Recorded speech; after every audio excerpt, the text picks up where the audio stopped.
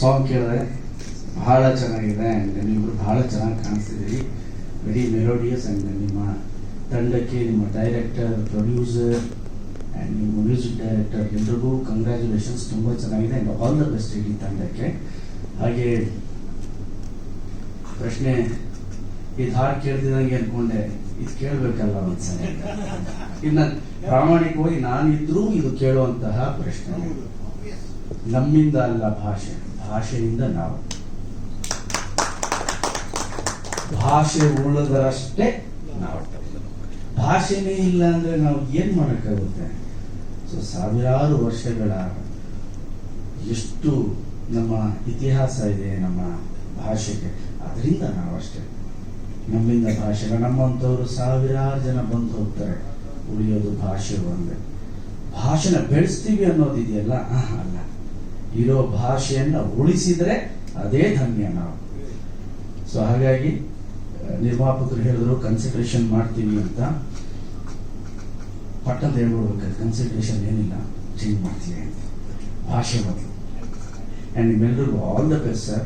ನನಗೆ ಬಹಳ ಇಷ್ಟ ಆಯಿತು ಸಾಂಗು, ದ ವೇ ಕ್ಯಾಪ್ಚರ್ ಮಾಡಿರೋದು ಅದೆಲ್ಲ. ಆ್ಯಂಡ್ ಟೈಟ್ಲೇ ಡಿಫ್ರೆಂಟ್ ಅನಿಸ್ತು ನನಗೆ, ನಿದ್ರಾದೇವಿ ನೆಕ್ಸ್ಟ್ ಡೋರ್ ಅಂತ.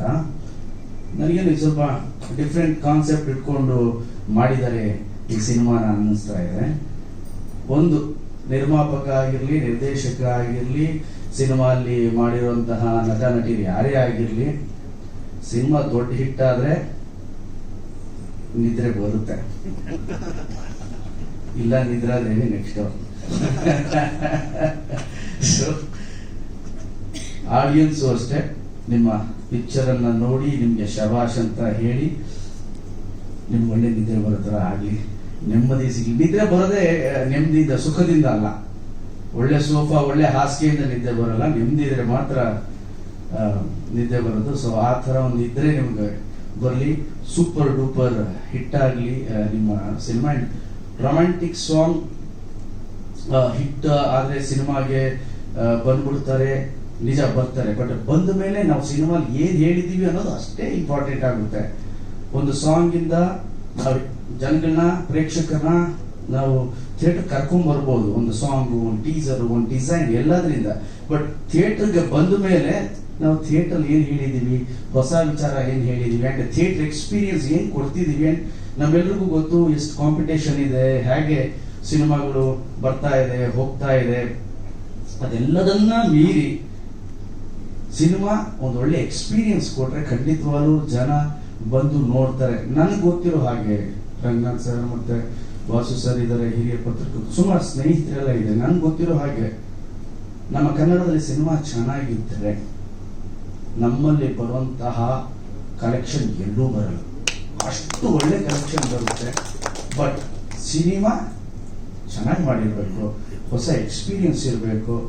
ಮಾಡೋ 60-70 ಸೀನಲ್ಲಿ 60-70 ಸೀನು ಎಲ್ರಿಗೂ ಇಷ್ಟ ಆಗುತ್ತಾ? ಖಂಡಿತವಾಗಿಲ್ಲ. ಖಂಡಿತವಾಗಿ ಮನೇಲಿ ಮಾಡೋ ದಿನ ಅಡುಗೆನೆ ಒಂದೊಂದ್ಸಲ ಏನ್ ದಿನ ಅದೇ ತಿಂತಿದೀವಿ, ಈಗ ಶೂಟಿಂಗ್ ಹೋದ್ರೆ ದಿನ ಚಿತ್ರಾನ್ನ ಅದೇ, ಚೇಂಜ್ ಮಾಡಮ್ಮ ನಾಳೆ ಅಂತೀವಿ. ಸೊ ಒಬ್ಬೊಬ್ರು ರುಚಿ ಒಂದೊಂದು ಇರುತ್ತೆ.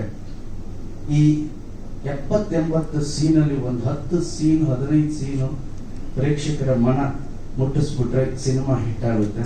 ಅಂಡ್ ನಿಮ್ಮ ಸಿನಿಮಾ ಅಲ್ಲಿ 10-15 ಸೀನ್ ಅಲ್ಲ, ಒಂದು 30 ಸೀನು ಪ್ರೇಕ್ಷಕರ ಮನಸ್ಸನ್ನ ಮುಟ್ಟಿಸಲಿ. ನಿಮ್ಮ ಪ್ರಯತ್ನಕ್ಕೆ ಒಳ್ಳೇದಾಗ್ಲಿ ಸರ್. ಅಂಡ್ ಝೆನ್ ಮೋಡ್ ಅಲ್ಲಿ ಇರ್ತೀರಂತೆ ನೀವು ಯಾವಾಗ್ಲೂ. CA ಅಲ್ವಾ, ಝೆನ್ ಮೋಡ್ ಅಲ್ಲಿ ಇರ್ತೀರಾ ಸರ್? ಸೊ ಝೆನ್ ಮೋಡ್ ಅಲ್ಲಿ ಇರಿ, ಒಳ್ಳೇದಾಗ್ಲಿ ಸರ್ ನಿಮ್ಗೆ. ಅಂಡ್ ನಮ್ಮ ಪ್ರವೀಣ್ ಶೆಟ್ರು ಅವರ ಮಗ ಆಕ್ಟ್ ಮಾಡಿದಾನೆ, ತುಂಬಾ ಚೆನ್ನಾಗಿ ಕಾಣಿಸ್ತಿದ್ದೀರಾ ನೀವು. ಅಂಡ್ ಅವ್ರ ವಾಯ್ಸು ಅಷ್ಟೇ ಬಹಳ, ಇವ್ರ ಕೈಲಿ ಆಡ್ಸಿ, ವಾಯ್ಸು ಚೆನ್ನಾಗಿದೆ, ನೀವು ತುಂಬಾ ಚೆನ್ನಾಗಿ ಕಾಣಿಸ್ತೀರಾ. ಇಡೀ ತಂಡಕ್ಕೆ ನನ್ನ ಕಡೆಯಿಂದ ಆಲ್ ದ ಬೆಸ್ಟ್ ಅಂತ ಹೇಳಕ್ ಇಷ್ಟಪಡ್ತೀನಿ. ಆದಷ್ಟು ಬೇಗ ನಿಮ್ಮ ಸಿನಿಮಾ ತೆರೆಗೆ ಬರಲಿ ಅಂಡ್ ಜನ ನಿಮ್ಮೆಲ್ರಿಗೂ ಆಶೀರ್ವಾದ ಮಾಡಲಿ ಅಂತ ಹೇಳ್ತೀನಿ.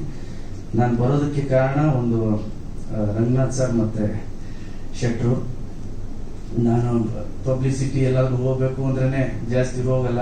ನಾನು ನನ್ನ ಪಿಕ್ಚರ್ ಇದಾಗ್ಲೂ ಹೇಳ್ತೀನಿ, ನೀವೇ ರಿಲೀಸ್ ಮಾಡ್ಕೊಳ್ಳಿ. ನನ್ನ ತಲೆ ಯಾವಾಗ್ಲೂ ಏನು ಅಂದ್ರೆ ಎಷ್ಟು ಬೇಕೋ ಅಷ್ಟೇ ಪಬ್ಲಿಸಿಟಿ ಮಾಡಬೇಕು. ಸಿನಿಮಾದ ಎಕ್ಸ್ಪೀರಿಯನ್ಸ್ ಆಡಿಯನ್ಸ್ ಥಿಯೇಟರ್ ಅಲ್ಲಿ ನೋಡ್ಬೇಕು, ನಮ್ಮ ಮಾತು ಕಮ್ಮಿ ಇರಬೇಕು, ಪರದೆಯ ಮಾತು ಹೆಚ್ಚಿರಬೇಕು, ಅವಾಗ ಬಹಳ ಚೆನ್ನಾಗಿರುತ್ತೆ ಸಿನಿಮಾ ಅನ್ನೋದು ನನ್ನ ಭಾವನೆ. ಓಕೆ, ನಿಮ್ಮೆಲ್ಲರಿಗೂ all the best, all the best, all the best.